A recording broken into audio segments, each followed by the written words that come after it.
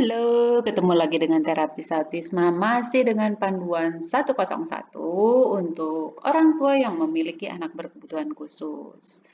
Nah, kita sekarang masuk ke teori nih. Saya akan memperjelas eh, sedikit dari teori yang menurut saya butuh fleksibilitas.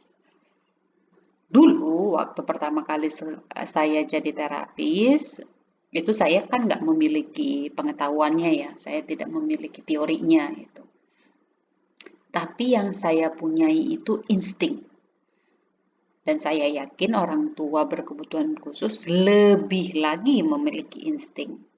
Saya punya quote sendiri, biarkan insting yang berjalan lebih dahulu, maka teori akan menyempurnakan kenapa kita melakukan hal tersebut. Ini tidak berlaku untuk terapis selamanya ya, atau pengajar, orang tua yang mau mengajar selanjutnya. Kita tetap butuh teori, tapi untuk memulai itu insting itu diperlukan. Dan teori akan menyempurnakannya. Dia akan bilang, oh kenapa saya melakukan ini karena ini ternyata ada penjelasan yang ilmiahnya.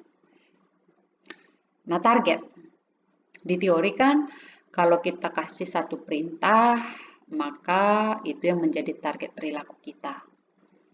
Dan ada strukturnya yang jelas gitu. Kita sebagai orang tua harus pintar memilih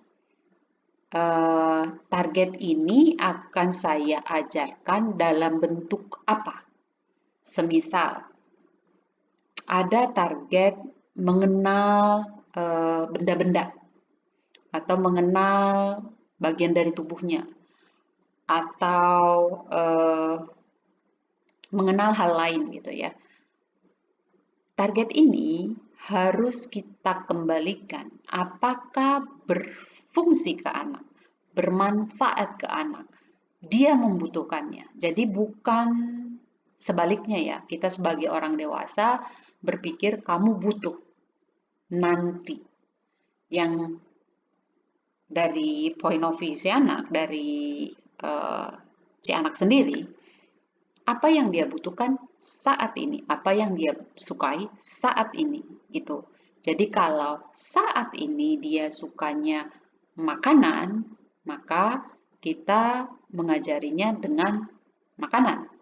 Dia suka bernyanyi, maka kita mengajarinya dengan bernyanyi. Ada aktivitas berulang seperti mandi, makan, dan berpakaian, maka kita akan mengajarinya dengan aktivitas tersebut. Jadi berfungsi untuk dirinya sendiri. Contoh, ketika ada satu program misalnya mengatakan harus mengajari anak melakukan satu aksi, entah tepuk tangan, entah angkat tangan, entah berputar. Nah, aksi ini bisa terjadi ketika mandi. Misalnya kita bilang angkat tangannya, dan kita bantu anak akan angkat tangan. Aktivitas ini kan berulang dan berfungsi untuk diri dia. Kemungkinan dia untuk melakukannya dan memahami suara yang keluar dalam bentuk aktivitas menjadi satu asosiasi sehingga mudah buat dia pahami. Dibandingkan misalnya ya anak itu diberikan perintah di kursi, di meja untuk tepuk tangan atau untuk angkat tangan. Sedangkan dia merasa tidak membutuhkannya, tidak berfungsi untuk dirinya. Maka kemungkinan untuk kita mengajarinya lebih butuh ekstra tenaga gitu. Begitu juga dengan tepuk tangan tadi, itu bisa lewat mainan gitu. Kedua, mengenai reinforcement.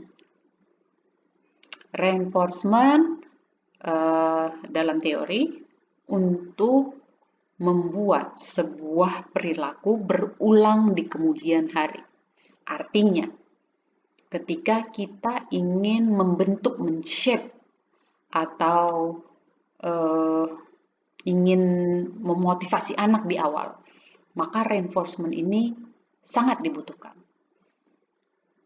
Namun, di lapangan, ketika kita mengajar sesuatu, satu hal, dan anak suka terhadap aktivitas tersebut, misalnya bermain bola dengan air, atau bermain dengan cat, atau dengan slime, atau dengan yang lainnya.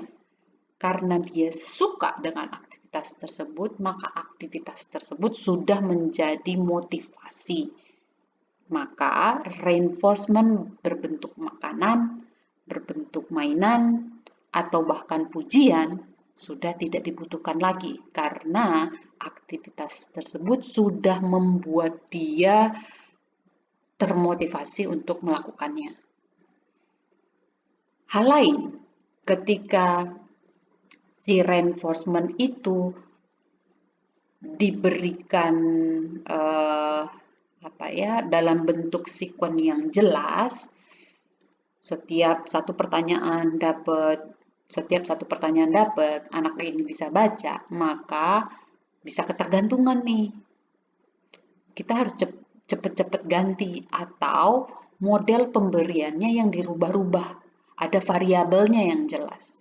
Mungkin 1 pertanyaan baru dapat, 3 pertanyaan baru dapat, 2 pertanyaan baru dapat, 5 pertanyaan baru dapat, 10 pertanyaan baru dapat. Jadi dia dikejutkan, nggak tahu kapan dapatnya, gitu. Nah, selain itu, mengenai prompt ini juga harus kita lihat ya, kalau di teori itu kan satu perintah, tunggu 3 detik, berikan prompt. Begitu juga dengan reinforcement. Konsekuensi sih sebenarnya ya, apakah dibantu atau diberi reinforcement. Di lapangan lagi-lagi ya, kita harus memberikan kesempatan anak ini berpikir lebih lama atau struggle sendiri, tidak dengan stres ya, tidak dengan cemas, tapi dia struggle dengan usaha, tetap berusaha dan dia tidak terlihat tertekan, maka biarkan. Disitulah otaknya bekerja mencari solusi, otaknya bekerja mengkontrol tubuhnya, tangannya, kakinya, kepalanya, matanya, untuk bergerak sesuai dengan perintah yang dia berikan.